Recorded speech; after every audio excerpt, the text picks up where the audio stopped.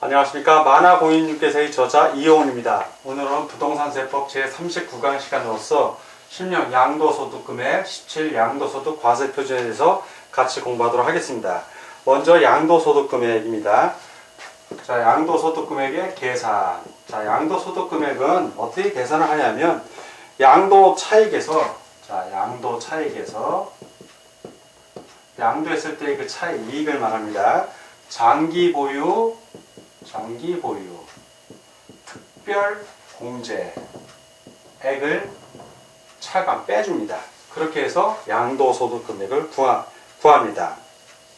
그러면 여기서 말하는 이제 장기보유 특별공제액과 관련된 내용이 나오는데, 이 장기보유 특별공제액의 적용 대상, 어떤 경우 이게 적용이 되는가, 적용 대상을 보겠습니다.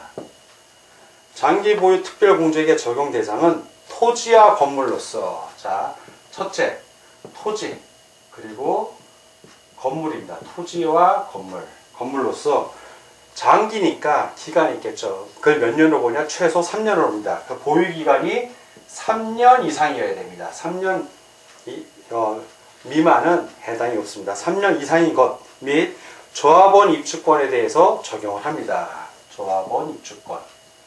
자, 그리고 자산 보유 기간은 해당 자산의 취득일부터 양도일까지로 합니다. 자, 이 보유 기간이 3년은 취득일부터 양도일까지 이 기간을 말하는 것입니다. 다만 거주자가 배우자 또는 직계 존비속으로부터 양도일부터 소급하여 5년 이내에 증여받은 토지 건물의 양도로 발생한 소득의 양도차익 계산은 증여한 배우자 또는 직계 존비속이 해당 자산을 취득한 날부터 기산한다. 그리고 조합원 입주권을 양도하는 경우 관리처분계획 인가 전에 토지분 또는 건물분의 양도차익에 대하여 장기보유 특별공제를 적용을 합니다. 자, 그러면 공제금액에 대해서 같이 알아보도록 하겠습니다. 자, 이번에 이게 장기보유 특별공제, 그 공제금액, 공제금액 같은 말입니다. 공제금액을 어떻게 계산하는지 알아보겠습니다. 그 일반적인 자산, 제가 토지하고 건물입니다. 첫 번째, 토지, 건물. 일반적인 자산이라고 표현을 하겠습니다. 이 경우에는 6%에서부터 30%까지 공제를 해줍니다.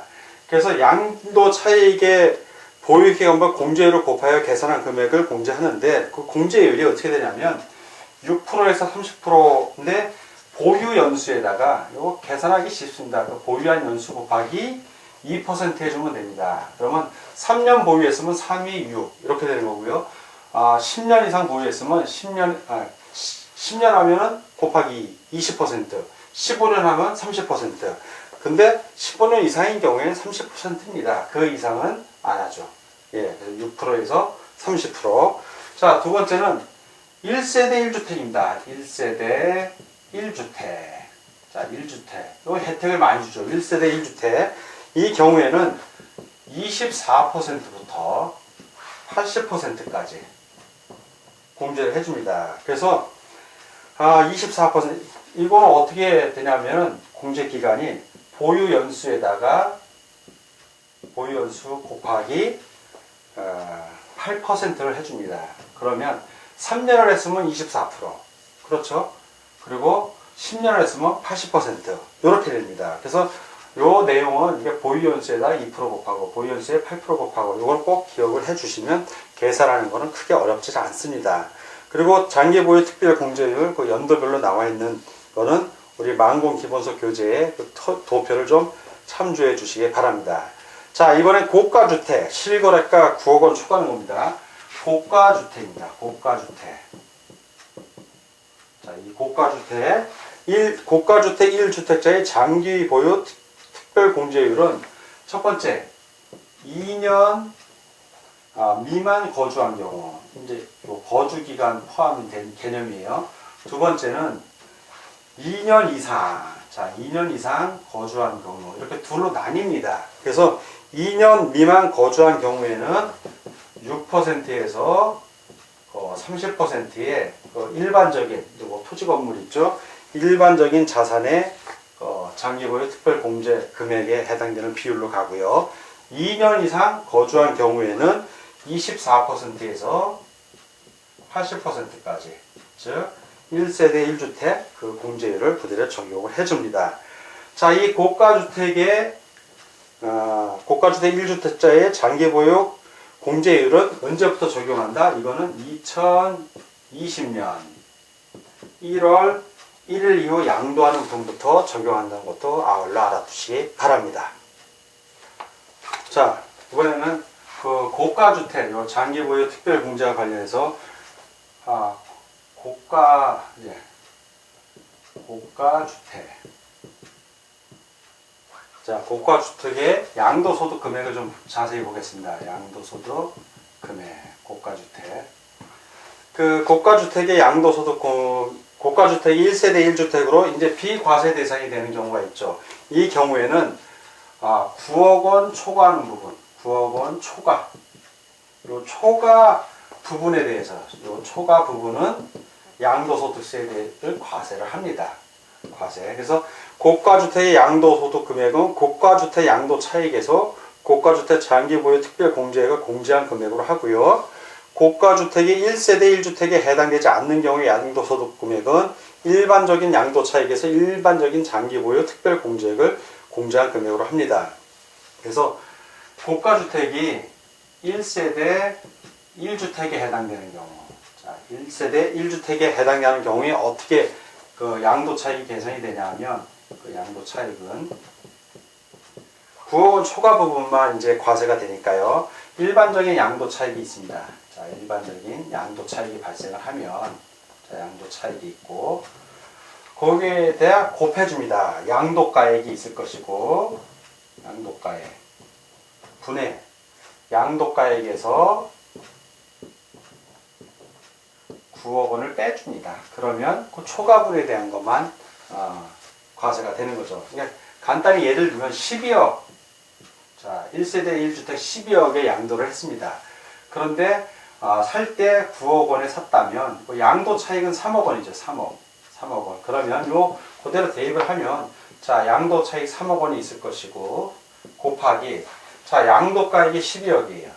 자, 그리고 양도가액 12억에서 9억 원 초과분만 하니까 이렇게 계산이 되죠. 그러면 3억 곱하기 12분의 10에서 9 빼주면 3이 되겠죠. 3, 1은 3, 3, 4, 12. 즉 4분의 3억 원. 네, 3억 원을 4로 나눈 금액. 그것이 이제 양도 차익이 되겠습니다. 고가주택의 장기보유 특별공제액 역시 이러한 과정을 거쳐서 장기보유 특별공제를 합니다.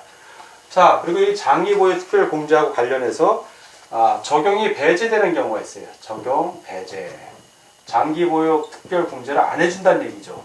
어떤 경우에 적용을 배제하느냐? 바로 미등기, 등기하지 않은 경우예요.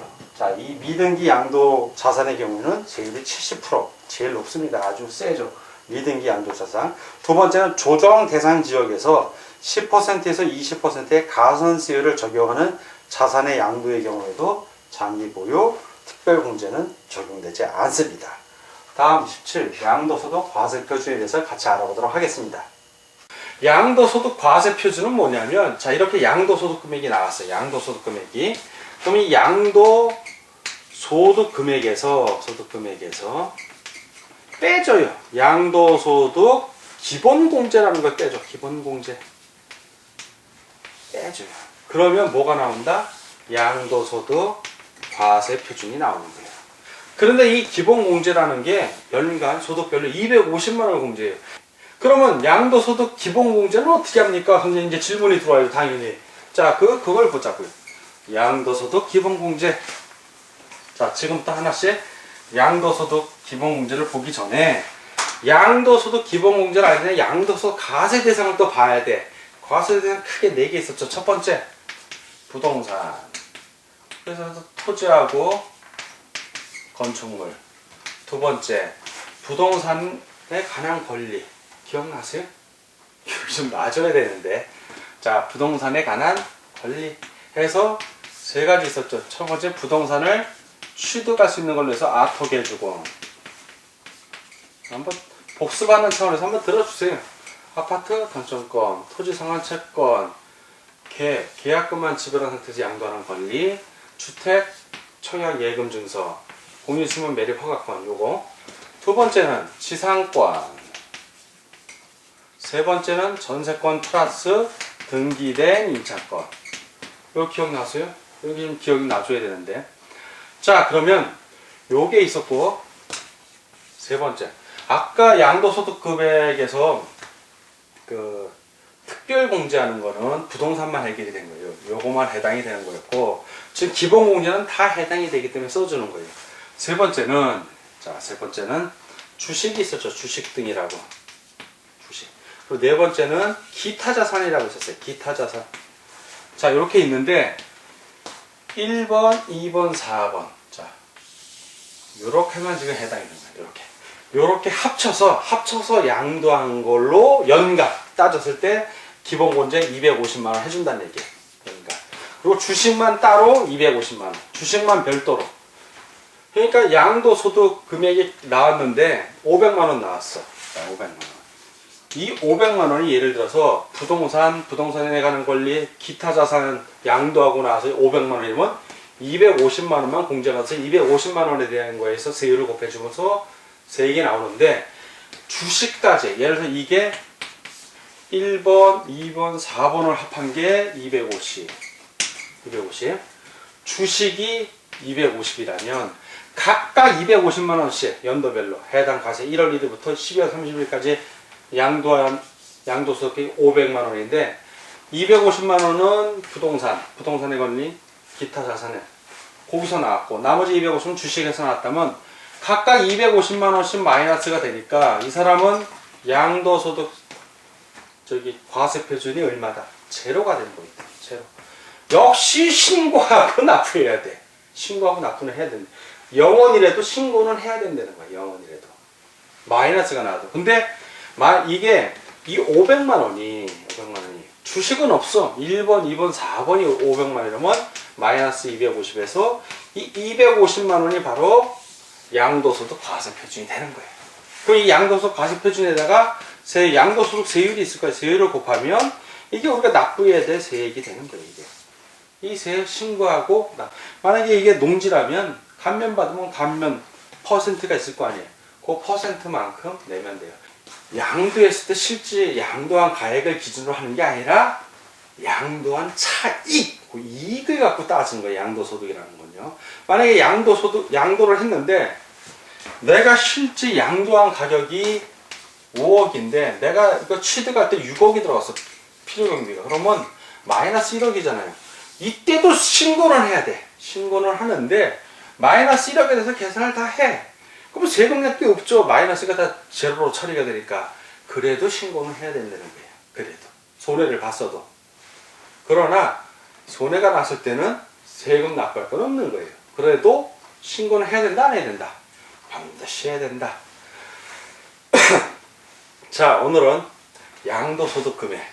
양도소득 금액은 바로 양도 차익에서 장기보유 특별공제한 금액을 뺀 금액이었고, 그렇게 나온 양도소득 금액에서 그 각 자산별로 연간 250만원씩 양도소득 기본공제 빼주면은 양도소득 과세 표준이 나옵니다.